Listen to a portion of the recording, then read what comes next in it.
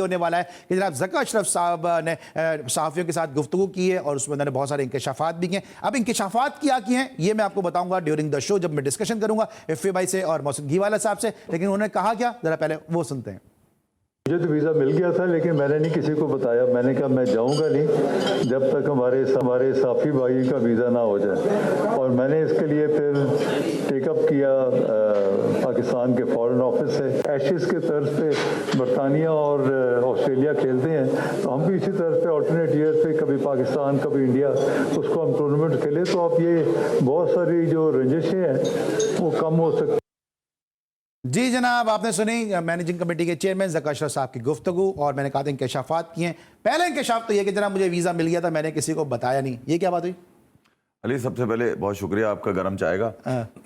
जरूरत भी होती है वैसे आपको। मुझे कोल्ड टी पिला दें, कोल्ड टी। आपका तेल हर वक्त गर्म क्यों रहता है मुझे ये बताएं, पकौड़े तलने के लिए मुझे ये बताएं। अच्छा, मैं देखें ज़का साहब आप जा रहे हैं, एक बारात बाबर भी लेके गए, ठीक है, एक बारात ज़का साहब भी लेके जाएंगे और वो मखसूस लोग हैं उनके जिनके वीजे लगने थे, जिनको परेशानी थी, जो ये कह रहे थे कि वीजा नहीं लगा। भैया ड्यू प्रोसेस पूरा हुआ, सबको वीजे लग गए। अब जिसने जाना है जाए। नहीं, ये जो चेयरमैन साहब ने स्टेटमेंट दिया मेरा वीजा लग गया था मैंने बताया नहीं, ये कौन सी बात हुई?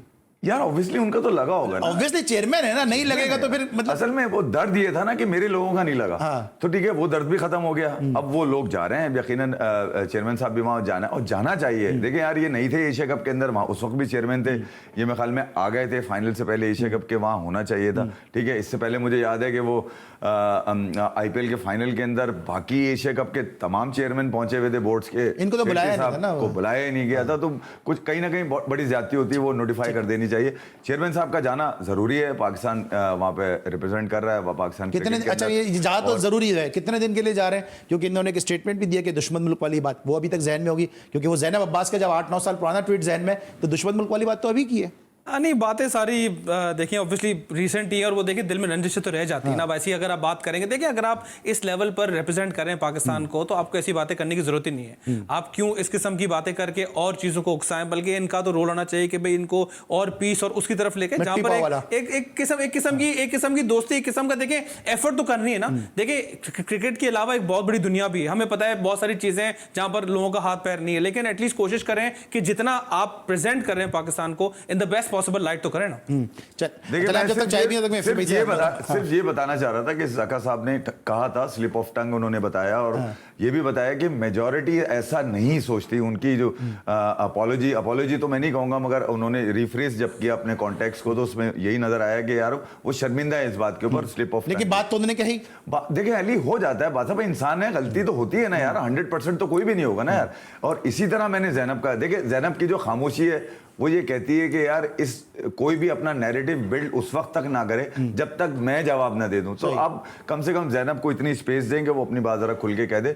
ICC की रिप्रेजेंटेटिव थी और ICC इसका जवाब। जिस अंदाज से ज़ैनब को भेजा गया, आपको लगता है आप तो बड़ी इंडिया की तारीफ करते हैं, बड़े महान हैं। एक मिनट, एक रिक्वेस्ट करूंगा, एक बड़ी जोर से रिक्वेस्ट। असल में आप चुपते हुए सवाल की तरफ आ रहे हैं। नहीं, मैं क्या, आपको लगता है मैं इंडिया बोलता हूं, आपको चुपना चाहिए? एक छोटी सी रिक्वेस्ट कर लें, इस शो को रिकॉर्ड करके मेरे घर पे भिजवा दीजिएगा, मैं इसको हर रोज देखूंगा। इन्होंने पाकिस्तान को जिंदगी पहली दफा डिफेंड किया, तो बस ये मैं इसको हर रोज देखूंगा। नहीं, आपने दूसरी बात, मैं आपको बताऊं एक बात,